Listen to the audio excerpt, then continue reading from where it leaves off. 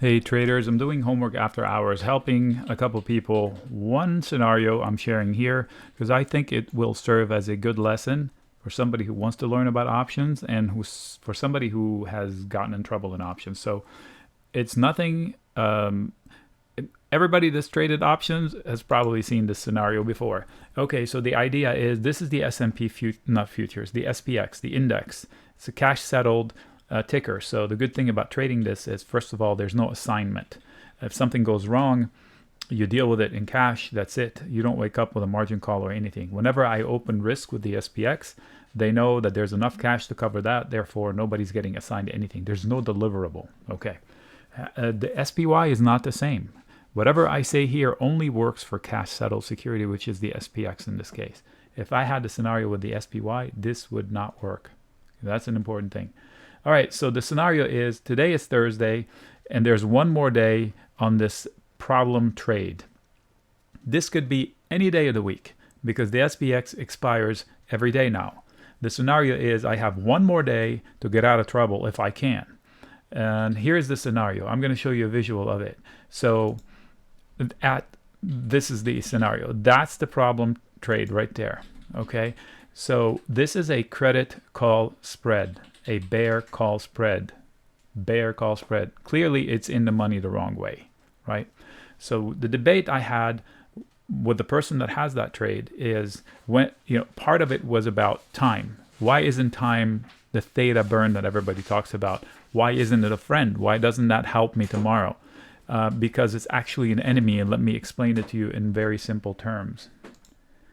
It's going to sound a little bit silly, but I think it illustrates. Okay, so there are 8 hours on the clock. The value of the spread is almost at maximum loss. So the spread is $5 wide, 41.05, 41.10. They sold the 41.05, that created risk. They bought the 41.10, that limited the risk. For that, they collected almost $2. So clearly when they sold it, they were making a statement. I think the SPX is toppy over here. I'm going to short it. I'm not going to give it a lot of room. So that's why they collected $2. When I do these, personal preference, not a rule for everybody, I go way up and I collect a lot less and I risk more money because I'm collecting a lot less. But I have better odds of success. That's my method. It has better chances of success but risks more money. So in this case, luckily, they went closer to the money and they collected way more, so they're risking way less. So they collected $2. The width of the spread is 5. So the maximum loss is 3. Hopefully that makes sense. So now back to the fact that why isn't it $5 now? It's $4.50-ish. So that's because there is a small chance tomorrow this will happen. There is a small chance tomorrow this will happen. For that small chance, because there are 8 hours after the market opens, they leave that 50 cent extra. That's not completely 5 because it's not fair. The game is not over, right? So that's basically it. Time is not your friend. So what are you sitting down saying? Please give me some. Let's say there's an hour left in the day. What would you be saying in this position? Come on, give me more time. Give me more time. I know it's going to fall, right? Therefore, that's a silly way of explaining why time is an enemy. Versus somebody who took that same trade up here. So they sold it up here and price is approaching it with time, with an hour left. What would you be saying? Come on, ring the bell already. Ring the bell. Ring the bell. Time is a friend. You want it to die fast. Down here, no, you want time to hold up until price falls and save you. You need a miracle. You're running out of time for the miracle. Therefore, time is your enemy. So when I sell a spread, yes, time is my friend for as long as price is not through my position in a wrong way. And this price, for this trade to win, this needs to be at or below 41.05 right here. So 41.07 is the break-even point. Why? Because they collected $2 to open. So if it falls to 41.07, they would have lost nothing. They collected 2, they lost 2. 41.05 minus 41.07 is 2. Let's say they close at 41.08, then it would have lost $1 per contract. Why? Because they collected 2. And 4108 minus 4105 is 3. So 3 loss, but they collected 2. Net loss is really 1. So what do I do? Tomorrow, if we open down, or at any point in time in the morning, we drop fast, and this value of 4.5, the loss, gets cut drastically, I will take the gift. I would take the gift and close it so I can move it out in time and try to recover the rest. So because time is of the essence, of course, we don't know what's going to happen tomorrow. So this conversation I will have with that person tomorrow. But let's say the scenario, it opens down, I will close the loss and move it. Now comes the conversation, where do I move it? So rolling in terms of credit spreads means you close a loser, this one, and you open it out in time to buy yourself more time. Same scenario, just more time. Give me more time, please. For that, you're going to have to pay a little. It's about 50 cents to roll it out a couple of days, say to Monday, Tuesday, or Wednesday. So 50 cents, but I collected 2. I'm still okay. Let's say I move it, and in the next 2 days it drops, and I'm okay. I still made $1.50. But now my mindset is I don't want to make anything. I just want to get out without damage. Meaning I would pay $2 to close this trade even right now, right? So why wouldn't I pay up to $2 to roll it in a place where it's secure to die? It's hard to find that place because it's kind of tricky. We don't know where price is going to go. So we will know a little bit more tomorrow. So the decision would be tomorrow to move it out that way. And that's called rolling out.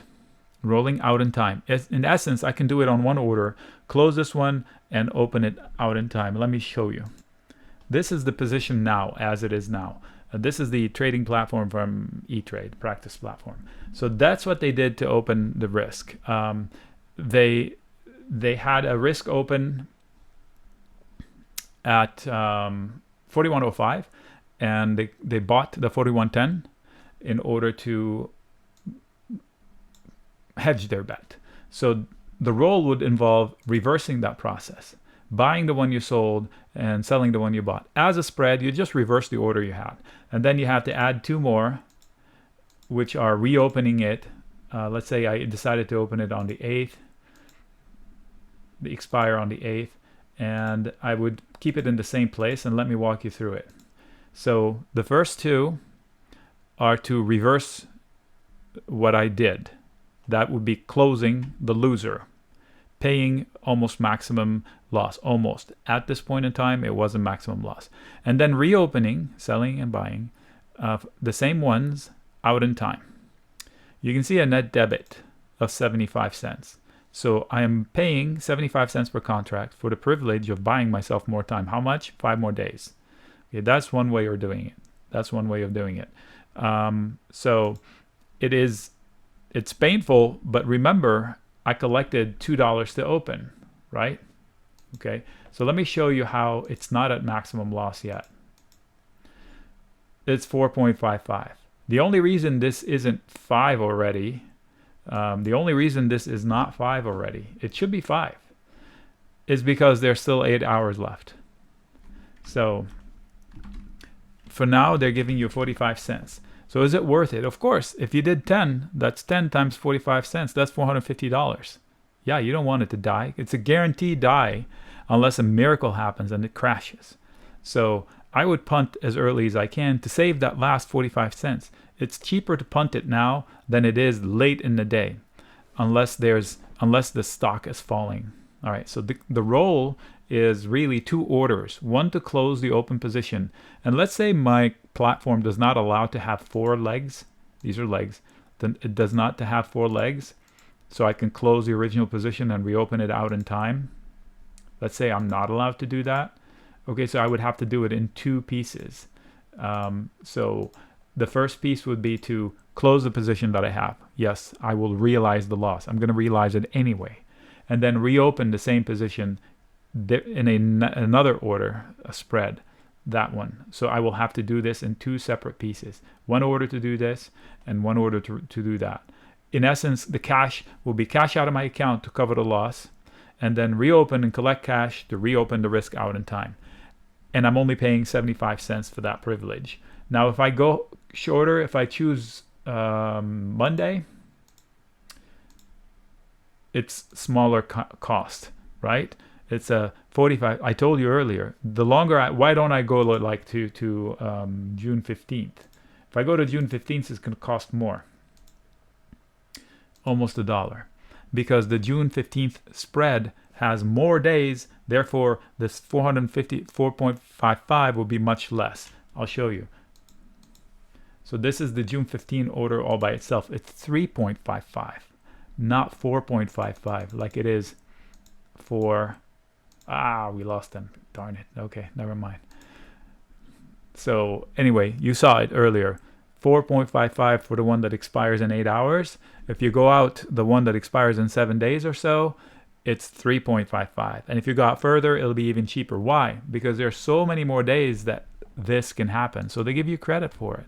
What this is, it is this guy right there. There's so much more time for this to happen, 2 weeks out, right? So they give you credit for it. Hopefully that sheds some light. So I will discuss it with you tomorrow. You know who we are. And hopefully we can come up with a plan. Now, why do I have all of these here? Because sometimes when I move it, instead of moving it out like that, I move it out and I sell a put spread to trying to like take risks on the downside. But hey, I'm already at maximum loss. If I can make another 50 cents from selling a put spread, which is the opposite position of mine while I wait, why not? Just in case I need to punt it again.